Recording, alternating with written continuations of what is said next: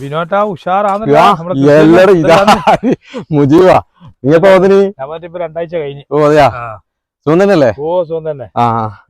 പിന്നെന്താടാ ഇത് കൃഷിയെല്ലാം അങ്ങനെ പോകുന്നതാ. പക്ഷെ ഈ പന്നീന്റെ ശല്യം കൊണ്ട് ഒരു സംഗതി നടക്കുന്നില്ല, വല്ലാതെ ശല്യം. പിന്നെ നമ്മള് ചെറുപ്പത്തിലെയും ഇതിന്റെ അകത്ത് തന്നെയല്ലേ, നിനക്കറിയില്ലേ, മണ്ണുമായിട്ട് ഇങ്ങനെ ഇങ്ങനെ ഇതായിട്ട് ജീവിക്കുന്നുണ്ട്. ഒഴിവിട്ടുന്ന സമയം വയലിൽ തന്നെ മണ്ണിൽ തന്നെ. പിന്നെ പറയും ഇന്റെ കാര്യം പറയും, ലീവല്ലോ എന്ത് ലീവ്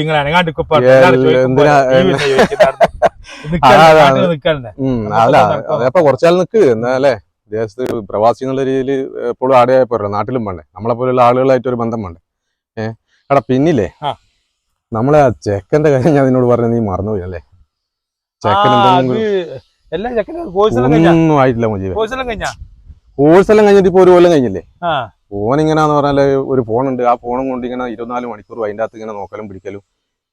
ശരിക്കും പറഞ്ഞാല് എന്നാ പറയണ്ടേ, ഒരു നല്ല നിലയിലെത്തേണ്ട സമയമായി.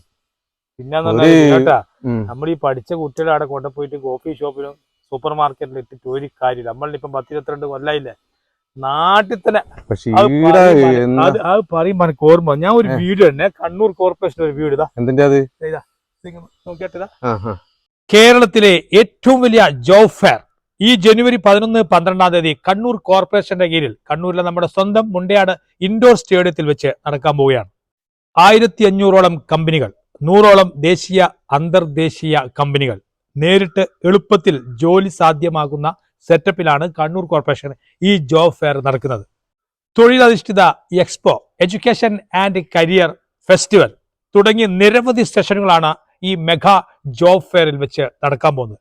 അപ്പൊ മടിക്കണ്ട, ഇപ്പൊ തന്നെ കേരളത്തിലെ ഏത് ജില്ലയിലെ ഉദ്യോഗാർത്ഥികൾക്കും ഈ ജോബ് ഫെയറിൽ പങ്കെടുക്കാം.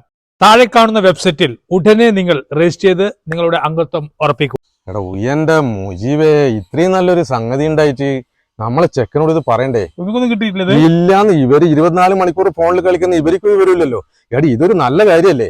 ഇതിപ്പോ ഓനോട് ഓന്റെ ചങ്ങായിമാരോടല്ലോ ഇപ്പം തന്നെ പറയണേ ഇത്. എന്നിട്ട് എത്രയും പെട്ടെന്ന് അതിന്റെ കാര്യം രജിസ്ട്രേഷൻ. അപ്പൊ ഇന്നത്തെ പണിയെല്ലാം എടുക്കട്ടെ. ചെക്കനോടൊന്ന് പറഞ്ഞിട്ട് ആദ്യം ഈ കാര്യങ്ങളൊന്നും ചെയ്യണം. നിന്റെ ഒരു സഹായം കൂടി വേണം അതിന്റെ അകത്ത്. ഓനോടൊന്ന് പറഞ്ഞിട്ട് കൂടി പറഞ്ഞാലേ ചെയ്യും. അപ്പൊ ഞാൻ ഇന്നലെ ഒരു കാര്യം, നമുക്ക് വീട്ടിൽ പോയിട്ട് ഓനോടും കൂടി ഒന്ന് പറഞ്ഞിട്ട് നമുക്ക് അതിന്റെ കാര്യങ്ങളൊന്നും ചെയ്യാലോ. നമുക്ക് വീട്ടിൽ പോയിട്ട് ഒന്ന് കുടിക്കാം.